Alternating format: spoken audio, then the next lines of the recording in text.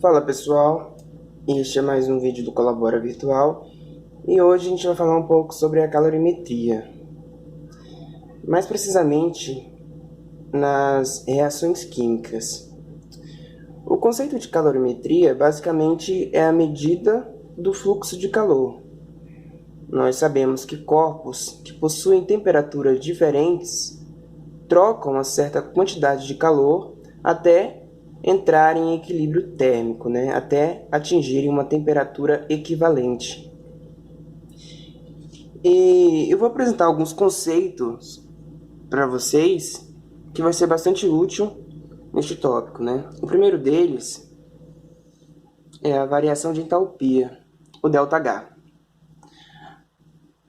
A variação de entalpia é a medida da quantidade de calor liberada ou absorvida numa reação química a pressão constante. Então, quando uma pressão ela é endotérmica, neste caso, absorve quantidades de calor, a uma pressão constante, essa quantidade de calor é igual à variação de entalpia, o ΔH.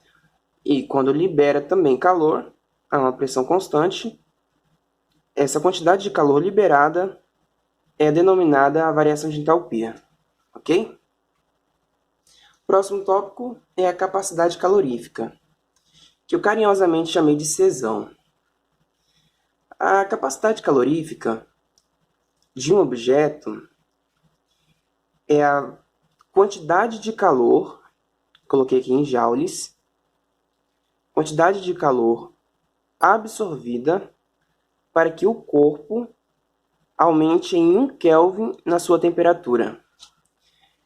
É claro, pessoal, que a recíproca também é verdadeira, Se a gente está falando de absorção de calor, para aumentar a temperatura, quando há liberação da mesma quantidade de calor, o corpo vai diminuir a temperatura, ok?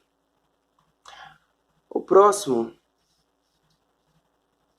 é a capacidade calorífica molar, que eu chamei de Cmol, Czão mol. A capacidade calorífica molar leva em consideração 1 mol de uma substância pura. Na capacidade calorífica anterior, que eu mencionei, que é Czão igual a joules por Kelvin, ela leva em consideração um objeto, um corpo. Já a capacidade calorífica molar tem algumas restrições. Ela tem que ser uma substância e essa substância precisa estar pura. Ok? O próximo conceito é o calor específico. O calor específico ele é definido como uma quantidade de calor, aqui em joules, absorvida por 1 grama de uma substância para que ela aumente em 1 Kelvin na sua temperatura.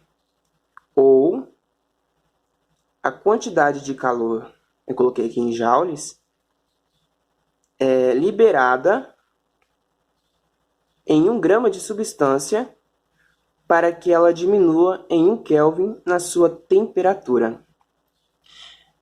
Diminuir 1 Kelvin, pessoal, variar 1 Kelvin, ela é basicamente variar também em 1 grau Celsius. Se eu variei em 1 Kelvin, há uma variação em 1 grau Celsius. Então, muitas vezes você vai encontrar o calor específico como a quantidade de calor absorvida, por exemplo, por 1 grama de uma substância para aumentar em 1 grau Celsius na sua temperatura. Ok?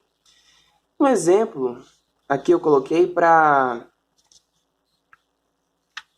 a gente treinar, Que é medir o calor específico da água.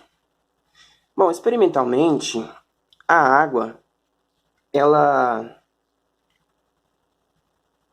absorve 209 joules, ou seja, 50 gramas de água, ela absorve 209 joules para aumentar em 1 Kelvin na temperatura. Qual é o calor específico da água? Ok, vamos lá. Czinho, que é o calor específico, ele não é medida de energia por grama vezes Kelvin. Então, vamos colocar aqui. Czinho, como a gente está falando de calor, né? Colocar Qzão sobre, deixar aqui a massa, que é a unidade de, que é a grandeza de grama, né? Está aqui. E a temperatura é a grandeza da unidade Kelvin. Ok? Muito bem. Então, o calor específico da água vai ser 209 joules dividido por 50 gramas vezes 1 Kelvin. Isso vai ser igual a quantos?